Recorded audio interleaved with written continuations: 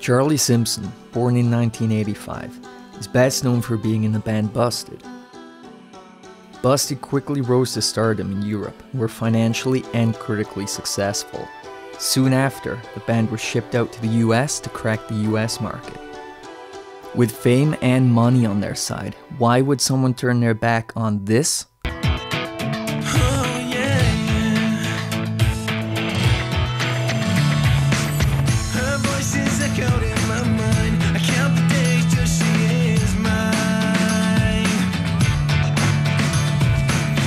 To turn to this.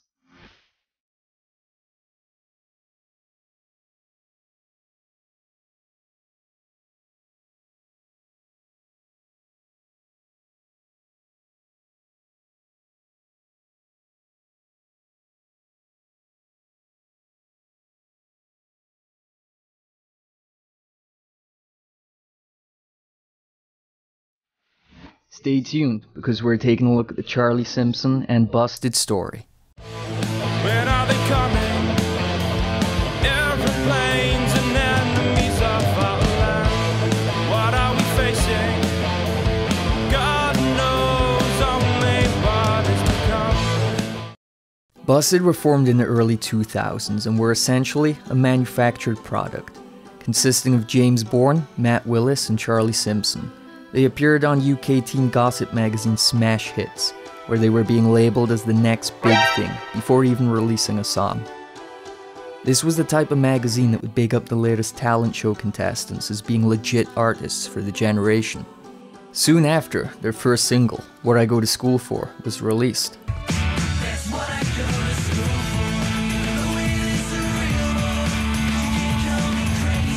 The band would release their self-titled debut album in 2002 and 3 more singles, one of which was Year 3000.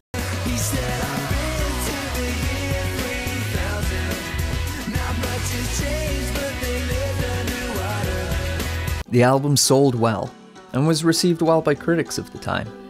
The band would take home various awards, including one from the Disney Channel. The following year, their second album, A Present for Everyone, was released.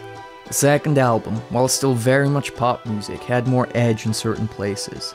The standout track was Why, which is written by Charlie.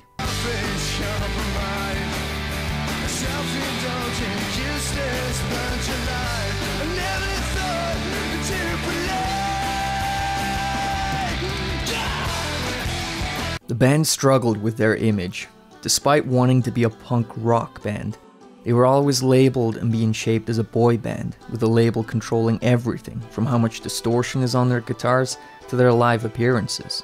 The most evident example of interference is the bizarre, incoherent song choices for B-sides on their biggest singles. Covers of trendy music like Black Eyed Peas clash with songs such as Hark, the Herald Angels Sing. The band would also release a German song track, Hurrah Hurrah, Die Schule brennt, for continental Europe. Artwork for their releases are always screaming out rad or extreme. You can almost smell the desperation of a label attempting to get their hands in every market possible. But what the label and Suits didn't count on was Charlie being unhappy in a product and his desire to be an actual artist. By this point, Charlie had already started working privately on music for his new side band, Fight Star. Things would get worse for Charlie in the US. The band's attempt to break into the US was well documented in the TV series America or Busted, which was produced for MTV. I want to put across the message that we don't want to be perceived out there the same way we perceived when we came out here. Just like the whole boy band thing, it really fucked me off. So it'd be really good if we picked up a magazine or something in America and it said new band from Britain rather than new boy band from Britain. From the beginning, the band made it clear they did not want to be viewed as a boy band. The US was a chance for them to start from scratch and make sure people understand that they write their own songs, play their own instruments. However, to the band's disgust, they would be promoted yet again to the teen audience as a boy band. We just want to welcome you to Universal Records. We want to welcome you to the United States. What we're trying to do is go to the teen magazine, so every month these girls can fall in love with you, so they can see that you are cute guys, they should love you, and they should buy your album. All the girls can fall in love with you. All little girls can fall in love. I was like, you can't be actually sitting there saying anything more wrong than I don't want to hear. Their appearances would be for Nickelodeon's Splat, teen magazines, and teen shows. We really want to market the guys in the teen world, and then once we get closer to the album and we're launching the album, we're going to go for all the music press. Get you guys on a show called Splat on Nickelodeon. Splats. Yes, but it's not going to be a very cheesy kid. Jill, like, no, I'm not really up for getting gunged on Nickelodeon. The band's disapproval was met with vague threats of the failures of previous British pop acts in the US, such as Robbie Williams, formerly of Take That. The band's first live appearance in the US consisted of missing equipment, poor sound, and Charlie playing Fight Star riffs during the sound check. Are we ready to have a sound change? What is that? I don't use that ever. That's not the pedal I use. I'm doing channel 3. You ready? Matt, are you ready? Fucking the bass, man. I've lost like 20 tires to get bass in my ears, and I've still not got bass in my ears. Are you saying one? Okay. I've lost like fucking 10 times. I'm going to go and give Dave a call. Adam, can you just take care of sound check? Eventually, enough was enough. Charlie left Busted in late 2004. With Charlie leaving Busted, the band would split.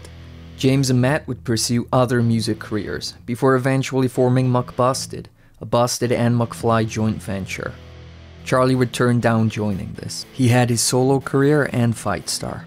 Charlie had done the unimaginable, a reverse sellout.